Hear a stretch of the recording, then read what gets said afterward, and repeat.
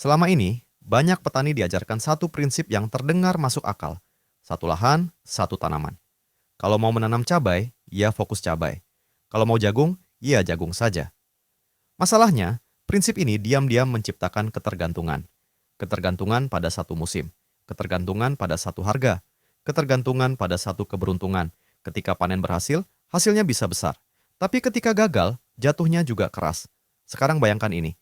Di Thailand, ada petani yang menanam cabai dan jagung di lahan yang sama pada waktu yang sama dan dipanen di waktu yang berbeda. Bukan karena lahannya luas, bukan karena modalnya besar, bukan juga karena pupuknya mahal, tapi karena mereka menolak berpikir linier. Saat sebagian petani bertanya, tanaman apa yang paling menguntungkan tahun ini? Petani Thailand justru bertanya, bagaimana caranya satu lahan bisa bekerja untuk saya sepanjang tahun? Pertanyaan itu kelihatannya sederhana, tapi dampaknya besar. Karena begitu cara berpikir berubah, fungsi lahan ikut berubah. Tanah tidak lagi dianggap sebagai tempat menanam, tapi sebagai sistem. Di sistem itu, tanaman tidak diperlakukan sebagai pesaing, melainkan sebagai partner. Jagung tidak dianggap pengganggu cabai, cabai juga tidak dianggap beban bagi jagung. Keduanya justru ditempatkan agar saling menguntungkan. Dan inilah yang sering luput kita sadari. Masalah utama banyak petani bukan kurang rajin, bukan juga kurang pengalaman, tapi terlalu patuh pada pola lama, tanpa pernah mempertanyakannya. Padahal alam sendiri tidak pernah bekerja dengan sistem satu tanaman. Di hutan, tidak ada lahan monokultur. Tidak ada satu jenis tumbuhan berdiri sendirian. Yang ada adalah kombinasi, lapisan, dan keseimbangan. Petani Thailand belajar dari itu. Mereka menyadari satu hal penting. Risiko terbesar dalam bertani bukan gagal panen, tapi menggantungkan hidup pada satu sumber hasil. Ketika harga cabai jatuh, mereka masih punya jagung. Ketika jagung belum bisa dipanen, cabai sudah mulai memberi pemasukan. Arus uang tidak menunggu panen besar. Ia mengalir bertahap. Inilah perbedaan cara pandang yang jarang dibahas. Sebagian petani mengejar hasil maksimal. Petani Thailand mengejar stabilitas. Bukan berarti mereka anti untung besar. Tapi mereka paham, keuntungan besar tanpa perlindungan hanya akan menciptakan kecemasan. Dan kecemasan adalah musuh produktivitas. Menariknya, sistem ini tidak lahir dari teknologi canggih. Tidak dari seminar mahal, tidak dari teori rumit. Ia lahir dari pengalaman gagal, dari musim buruk, dari harga anjlok, dari tahun-tahun sulit yang memaksa mereka berpikir ulang.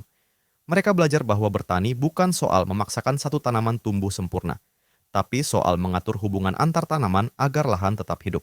Ketika petani lain melihat jagung sebagai tanaman tinggi yang menyerap nutrisi, mereka melihatnya sebagai pelindung, sebagai penahan angin, sebagai pengatur cahaya, sebagai penyeimbang iklim mikro untuk cabai. Satu lahan, dua tanaman, satu sistem yang saling menguatkan. Dan di titik ini, kita perlu berhenti sejenak dan bertanya pada diri sendiri, apakah masalah pertanian kita benar-benar soal tanah, atau soal cara kita memanfaatkan tanah itu? Karena terkadang, solusi tidak datang dari menambah lahan, tapi dari mengubah cara berpikir di lahan yang sudah ada. Sekarang mari kita jujur pada realitas yang sering dihadapi petani kecil dan menengah. Masalahnya hampir selalu sama, dimanapun tempatnya berada. Lahan terbatas, modal pas-pasan. Harga panen tidak bisa ditebak. Di banyak wilayah, satu keluarga petani menggantungkan hidupnya pada satu jenis tanaman, cabai misalnya. Ketika harganya tinggi, semua terlihat indah.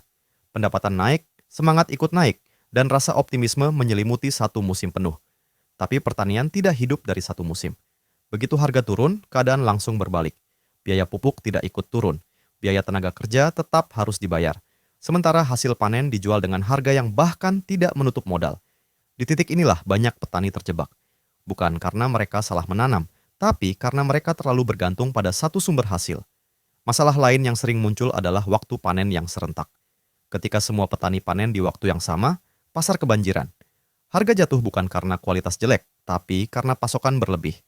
Ironisnya, solusi yang sering ditawarkan justru menambah risiko, menambah luas tanam, menambah jumlah tanaman, menambah modal pinjaman. Padahal, menambah volume, tanpa mengatur risiko, hanya memperbesar potensi kerugian. Petani Thailand melihat pola ini lebih awal. Mereka menyadari bahwa lahan sempit bukan hambatan utama. Yang lebih berbahaya adalah pendapatan yang datang sekaligus dan berhenti sekaligus. Bayangkan satu keluarga petani yang hanya punya satu sumber penghasilan dalam setahun. Begitu panen selesai dan uang habis, mereka harus menunggu musim berikutnya. Dalam masa tunggu itu, kebutuhan hidup tidak berhenti. Inilah celah yang ingin ditutup oleh sistem tanam ganda cabai dan jagung. Dengan menanam dua komoditas di lahan yang sama, mereka menciptakan lapisan waktu dalam pendapatan. Jagung dan cabai tidak dipanen bersamaan, artinya uang masuk tidak datang sekaligus, tapi bertahap. Bagi mereka, ini bukan sekadar teknik bertani, ini strategi bertahan hidup. Perbandingan ini menjadi semakin jelas ketika kita lihat cara petani konvensional memandang risiko. Jika satu tanaman terserang penyakit, seluruh harapan ikut runtuh. Tidak ada penyangga, tidak ada cadangan, tidak ada alternatif. Sebaliknya, petani Thailand menganggap kegagalan satu tanaman sebagai bagian dari sistem. Jika cabai terganggu, jagung tetap berjalan. Jika jagung hasilnya tidak maksimal, cabai masih bisa menutup sebagian kebutuhan. Mereka tidak menargetkan kesempurnaan, mereka menargetkan ketahanan. Dan disinilah letak perbedaan paling mencolok. Sebagian petani mengejar hasil tertinggi di atas kertas. Petani Thailand mengejar kemungkinan terburuk yang masih bisa ditoleransi. Karena dalam pertanian, yang bertahan bukan yang paling berani mengambil risiko, melainkan yang paling siap mengelola risiko. Hal ini juga berdampak pada kesehatan mental petani. Ketika tidak semua harapan ditumpukan pada satu tanaman, tekanan psikologis berkurang. Keputusan bisa diambil dengan lebih tenang. Mereka tidak panik ketika cuaca berubah, tidak tergesa-gesa menjual hasil, tidak mudah terjebak tengkulak. Semua ini berawal dari satu kesadaran sederhana. Lahan kecil tidak harus menghasilkan sedikit, asal dikelola dengan cara yang tepat. Dan sebelum kita masuk ke teknis penanaman cabai dan jagung secara bersamaan, satu hal penting perlu diingat. Sistem ini tidak bertujuan membuat petani cepat kaya. Tujuannya jauh lebih realistis, membuat petani tidak mudah jatuh. Sebelum membahas jarak tanam, pola barisan, atau urusan teknis lainnya, petani Thailand selalu memulai dari satu hal yang sering diabaikan, cara berpikir. Bagi mereka, lahan bukan sekadar bidang tanah yang ditanami lalu ditinggalkan menunggu panen. Lahan adalah sistem hidup yang harus bekerja setiap hari, bahkan ketika tidak ada panen. Disinilah konsep tanam ganda cabai dan jagung mendapatkan pijakannya. Bukan sebagai trik cepat menaikkan hasil, melainkan sebagai strategi mengatur hubungan antar tanaman.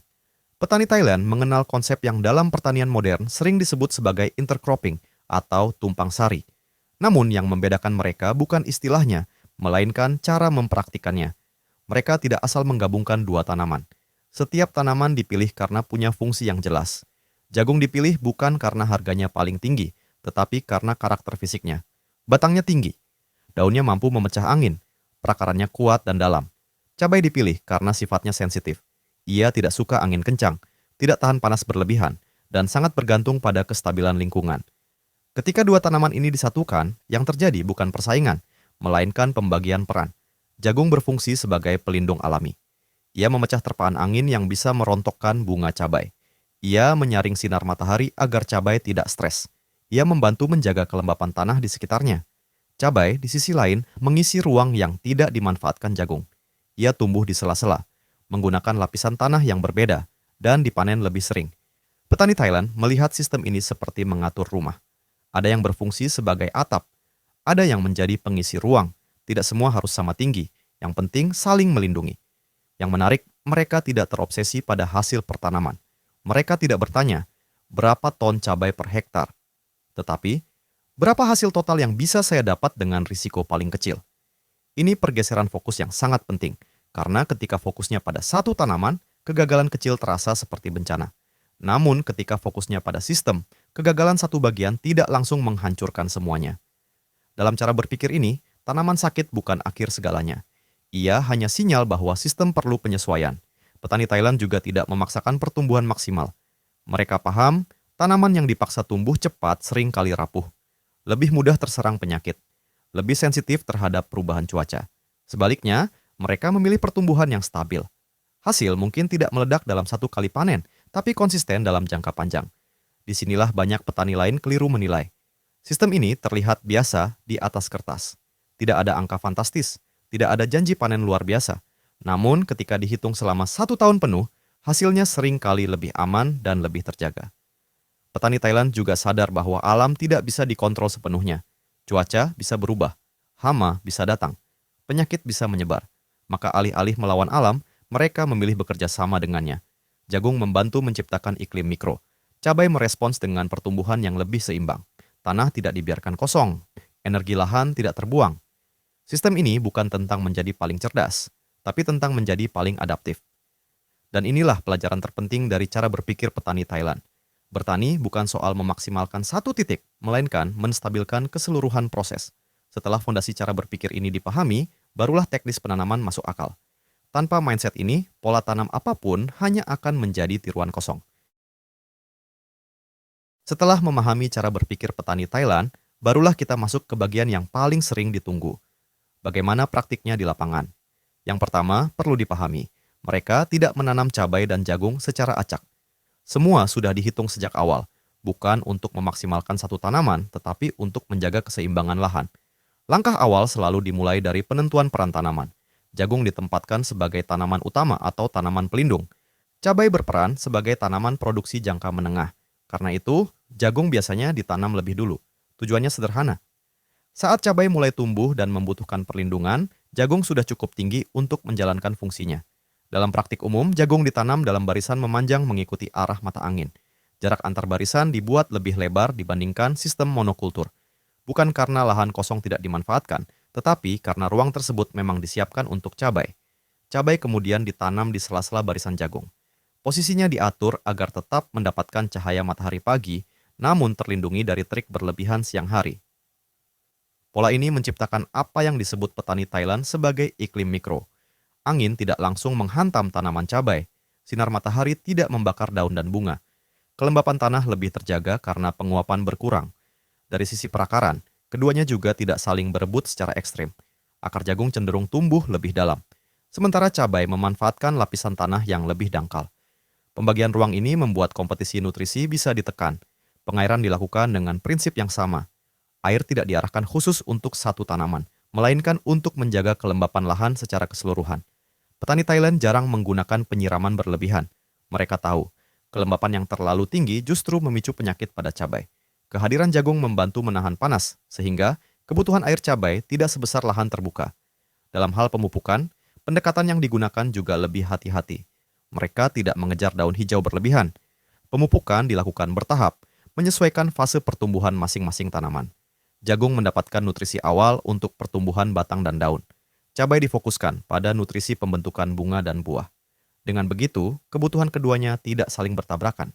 Yang menarik, sistem ini juga mempermudah pengendalian hama. Keanekaragaman tanaman membuat hama tidak mudah menyebar. Tidak semua hama cocok dengan dua jenis tanaman sekaligus. Selain itu, keberadaan jagung membantu memecah jalur angin yang sering membawa serangga. Ini bukan solusi mutlak, tetapi cukup mengurangi tekanan hama tanpa harus bergantung penuh pada pestisida. Dari sisi panen, keuntungan sistem ini semakin terasa. Cabai bisa mulai dipetik lebih awal dan dilakukan berulang kali, sementara jagung dipanen di waktu yang berbeda. Artinya, petani tidak menunggu satu momen panen besar. Mereka mendapatkan hasil secara bertahap. Uang masuk lebih sering, perputaran modal lebih lancar. Sistem ini juga memberi fleksibilitas. Jika kondisi pasar cabai sedang bagus, petani bisa fokus merawat cabai. Jika jagung menunjukkan potensi lebih baik, perawatan bisa disesuaikan. Tidak ada keharusan memilih satu dan meninggalkan yang lain. Namun satu hal penting selalu ditekankan oleh petani Thailand. Sistem ini bukan untuk orang yang ingin serba instan. Ia menuntut pengamatan, kesabaran, dan kemauan belajar dari lahan sendiri. Setiap musim bisa membutuhkan penyesuaian kecil, jarak tanam bisa diubah, waktu tanam bisa dimajukan atau dimundurkan. Semua berdasarkan pengalaman lapangan, dan disitulah kekuatan sebenarnya dari sistem ini. Ia fleksibel, bukan kaku. Di balik pola tanam cabai dan jagung di lahan yang sama, ada filosofi bertani yang jarang diucapkan secara langsung oleh petani Thailand, tetapi sangat terasa dalam setiap keputusan mereka. Bagi mereka, bertani bukan sekadar soal panen terbesar atau harga tertinggi. Bertani adalah soal bertahan di tengah ketidakpastian. Cuaca tidak bisa dikontrol, pasar tidak bisa ditebak. Hama dan penyakit selalu datang tanpa undangan. Karena itu, tujuan utama mereka bukan menghilangkan risiko, melainkan membaginya. Dengan menanam satu jenis tanaman, seluruh harapan bertumpu pada satu titik. Jika titik itu runtuh, semuanya ikut runtuh. Sistem tanam ganda memecah beban tersebut menjadi dua, bahkan lebih. Jika cabai terserang penyakit, kerugian tidak langsung menghancurkan pendapatan keluarga. Jagung masih bisa menjadi penyangga. Jika harga jagung turun, cabai yang dipanen bertahap tetap memberi arus kas. Petani Thailand menyebut kondisi ini sebagai lahan yang bernapas. Tidak mati ketika satu bagian melemah, tidak terguncang hanya karena satu musim buruk. Filosofi ini juga mengubah cara mereka mengambil keputusan. Mereka tidak mudah tergoda oleh harga tinggi sesaat. Mereka lebih tertarik pada kestabilan jangka panjang. Dalam sistem ini, keberanian bukan diukur dari seberapa besar risiko yang diambil, tetapi dari seberapa siap menghadapi kemungkinan terburuk. Ada ketenangan yang muncul ketika petani tahu bahwa hidupnya tidak bergantung pada satu kartu saja. Tekanan mental berkurang, keputusan menjadi lebih rasional. Petani yang tenang cenderung merawat tanaman dengan lebih baik. Tidak tergesa-gesa menambah pupuk, tidak panik menyemprot pestisida, tidak mudah terjebak utang. Secara tidak langsung, sistem ini juga melatih disiplin. Karena mengelola dua tanaman sekaligus menuntut pengamatan rutin. Petani menjadi lebih peka terhadap perubahan kecil di lahan. Mereka cepat menyadari jika daun mulai menguning, jika bunga mulai rontok, jika tanah mulai terlalu kering atau terlalu lembab. Kepekaan inilah yang sering menjadi pembeda antara petani yang bertahan lama dan yang cepat menyerah. Dalam jangka panjang, sistem tanam ganda juga berdampak pada kesehatan tanah. Tanah tidak dipaksa menghasilkan satu jenis nutrisi secara terus-menerus. Siklus kehidupan tanah lebih terjaga. Tanah yang sehat bukan hanya menghasilkan tanaman yang lebih kuat, tetapi juga mengurangi ketergantungan pada input eksternal yang mahal. Petani Thailand tidak menolak teknologi atau pupuk modern. Namun mereka menempatkannya sebagai alat bantu, bukan penopang utama. Ketika sistem dasarnya sudah kuat, teknologi menjadi pelengkap, bukan penentu hidup mati pertanian. Filosofi ini juga tercermin dalam cara mereka menghitung keuntungan. Mereka tidak hanya melihat angka di akhir panen, tetapi menghitung berapa banyak musim buruk yang bisa mereka lewati tanpa jatuh. Dalam pandangan ini, keuntungan sejati bukan saat panen melimpah, melainkan saat mereka masih bisa menanam kembali musim berikutnya tanpa beban berat. Dan mungkin inilah pelajaran terbesar dari petani Thailand, bahwa bertani bukan soal mengalahkan alam atau pasar, tetapi soal membangun sistem yang cukup kuat untuk hidup berdampingan dengan keduanya. Ketika satu tanaman gagal, harapan tidak ikut gagal, karena harapan sudah dibagi sejak awal. Jika kita tarik semua pembahasan tadi ke satu garis lurus, maka jelas terlihat bahwa cara petani Thailand menanam cabai dan jagung di lahan yang sama bukan sekadar soal teknik, jarak tanam, atau urusan pupuk. Ini adalah cerita tentang cara memandang lahan dan kehidupan. Satu bidang tanah, bagi sebagian orang, hanya dianggap sebagai alat produksi, dituntut untuk menghasilkan sebanyak mungkin, secepat mungkin, tanpa banyak kompromi. Namun bagi petani Thailand, lahan adalah mitra jangka panjang. Ia tidak diperas dalam satu musim, tetapi dirawat agar tetap memberi hasil dalam banyak musim. Dengan menanam cabai dan jagung bersamaan, mereka tidak sedang mencoba menjadi paling cerdas. Mereka sedang mencoba menjadi paling siap. Siap menghadapi cuaca yang berubah. Siap menghadapi harga yang jatuh. Siap menghadapi kegagalan tanpa harus kehilangan segalanya. Sistem ini mengajarkan satu pelajaran penting, bahwa stabilitas seringkali lebih berharga daripada pertumbuhan yang terlalu cepat. Hasil yang datang bertahap mungkin terlihat kecil di awal, namun ia memberi ruang bernapas, memberi waktu untuk berpikir, memberi kesempatan untuk memperbaiki kesalahan tanpa tekanan besar. Banyak petani terjebak pada pola pikir sekali panen harus besar, padahal satu panen besar tidak menjamin musim berikutnya akan aman. Petani Thailand memahami ini dengan sangat baik, karena itu mereka membagi hasil, membagi risiko, dan membagi harapan. Cabai dan jagung bukan sekadar dua jenis tanaman. Mereka adalah simbol dari pendekatan bertani yang lebih bijak, tidak serakah, tidak spekulatif, dan tidak bergantung pada keberuntungan semata.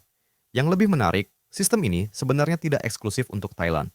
Ia bisa diterapkan di banyak tempat selama petaninya mau belajar membaca lahannya sendiri. Tidak semua lahan cocok dengan pola yang sama. Tidak semua jarak tanam harus ditiru persis. Yang terpenting adalah prinsipnya, bahwa satu lahan bisa memiliki lebih dari satu fungsi. Bahwa tanaman bisa saling mendukung, bukan hanya bersaing, dan bahwa risiko bisa dikelola, bukan sekadar ditakuti. Bagi siapapun yang menekuni pertanian, atau bahkan sekadar tertarik memahami cara hidup yang lebih stabil, cerita ini memberi refleksi yang dalam. Kadang masalah kita bukan kurang usaha, bukan juga kurang modal, tetapi karena kita menaruh semua harapan di satu tempat. Ketika satu tempat itu runtuh, kita ikut runtuh. Petani Thailand memilih jalan yang berbeda. Mereka menyebar harapan, menyusun sistem, dan membiarkan lahan bekerja untuk mereka, bukan sebaliknya. Dan mungkin pelajaran ini tidak hanya berlaku di sawah atau ladang, tetapi juga dalam cara kita mengelola hidup, penghasilan, dan masa depan. Karena hidup, seperti pertanian, penuh dengan ketidakpastian. Yang bertahan bukan yang paling berani mengambil risiko, melainkan yang paling siap menghadapinya. Jika satu lahan bisa memberi dua sumber hasil, mungkin hidup pun seharusnya tidak bergantung pada satu sandaran saja. Pada akhirnya, Cara petani Thailand menanam cabai dan jagung di lahan yang sama mengajarkan kita satu hal penting, bahwa kekuatan sejati dalam bertani bukan terletak pada keberanian mengambil risiko besar, melainkan pada kecerdasan mengelola risiko agar tetap bisa melangkah di musim berikutnya. Lahan yang sama, dengan cara pandang yang berbeda, bisa menghasilkan masa depan yang berbeda pula. Semoga cerita dan pembahasan ini tidak berhenti sebagai pengetahuan, tetapi menjadi bahan renungan dan inspirasi bagi siapapun yang sedang berjuang di ladang, di sawah, atau di kehidupan sehari-hari. Terima kasih sudah menyimak sampai akhir. Semoga bermanfaat dan semoga setiap usaha yang dikerjakan dengan bijak selalu diberi hasil yang terbaik.